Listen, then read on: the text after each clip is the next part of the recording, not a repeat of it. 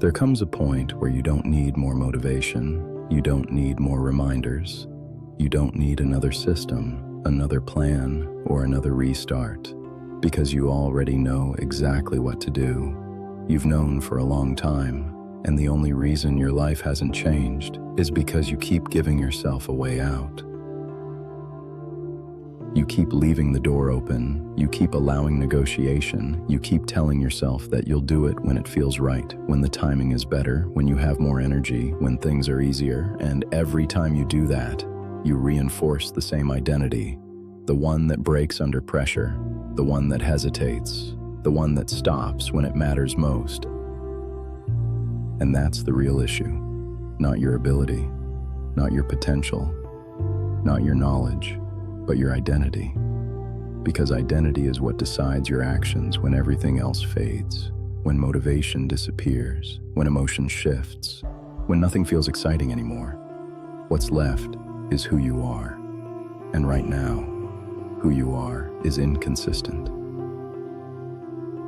Not because you chose that consciously, but because you built it through repetition, through every moment where you could have followed through and didn't, through every time you said you would do something and then adjusted, delayed, or avoided it. Those moments stacked, they formed a pattern, and that pattern became your identity. So now, when pressure shows up, when resistance hits, when things stop feeling easy, you don't rise above it. You fall back into that pattern automatically, without thinking, without questioning it, because that's what you've trained yourself to do. And as long as that identity stays in place, nothing changes. It doesn't matter how motivated you feel today. It doesn't matter how strong you start, because eventually you will hit that same point, that same moment where it gets uncomfortable, where it requires more from you. And when you get there, you will respond the same way you always have, unless you change who you are at your core. And that change doesn't come from thinking differently. It doesn't come from learning more. It doesn't come from waiting for the right moment. It comes from making a decision that removes every alternative. A decision that says, this is not something I try to do. This is not something I do when I feel like it. This is not something I negotiate with. This is who I am, no matter what. And most people never reach that point because it's uncomfortable, because it's absolute, because it leaves no room for excuses, no room for flexibility when things get hard, no room for the version of you that wants to stop. And that's exactly why it works. Because when there is no option to break, you don't break. When there is no option to quit, you don't quit. When there is no option to delay, you move forward, regardless of how you feel, regardless of what your mind is telling you, regardless of the pressure in the moment. And your mind will fight this. It will resist it hard because it's used to having control. It's used to negotiating. It's used to finding ways to keep you comfortable, to keep you safe, to keep you in the same patterns you've always followed. And the moment you remove that option, the moment you decide that stopping is no longer part of the process, it will push back.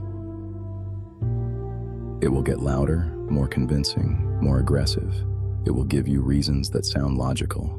It will tell you that you need rest, that you need balance, that you can adjust just this once, that you can come back stronger tomorrow. And if you're not locked in, if your identity is not solid, you will listen to it, just like you always have.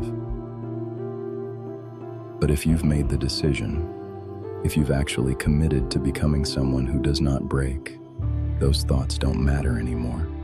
They don't control you. They don't dictate your actions. They become background noise, something you notice but don't follow, something you hear but don't obey. And that's the shift, not the removal of resistance, but the removal of its power over you. The understanding that you will feel it, you will hear it, you will experience it, but you will not act on it because it doesn't align with who you are anymore.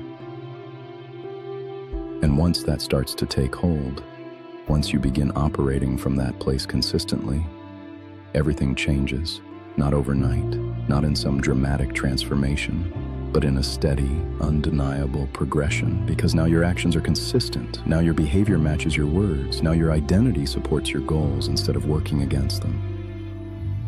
And that consistency compounds, it builds momentum, it creates results that were never possible when you were operating from a place of hesitation and negotiation, and those results reinforce the identity even further, creating a loop that works in your favor instead of against you. But it starts with one decision, one clear, non-negotiable standard that you hold yourself to regardless of how you feel, regardless of the situation, regardless of the pressure, a standard that says, if this needs to be done, it gets done, no matter what. And that sounds simple, but it's not easy because it requires you to let go of the version of yourself that you've been for years, the one that allowed flexibility when it wasn't deserved, the one that gave in when things got uncomfortable, the one that chose ease over growth. And that version will fight to stay alive. It will try to convince you that change is too extreme, that you're being too hard on yourself, that you need to take it slow. And that's where most people fall back into the same cycle. But you're not most people. Not if you're still here. Not if you've made it this far. Not if you're actually paying attention to what's being said. Because at some point, you have to decide that enough is enough. That repeating the same pattern is no longer acceptable. That staying where you are is no longer an option. And that decision has to be final, not temporary, not conditional, not dependent on how you feel tomorrow or next week, but permanent, absolute, unshakable, because anything less leaves room for the same behavior to come back. So from this point forward, you operate differently, not perfectly, but decisively, when the moment comes, and it will, when the resistance shows up, when the urge to stop hits, when your mind starts giving you reasons to delay.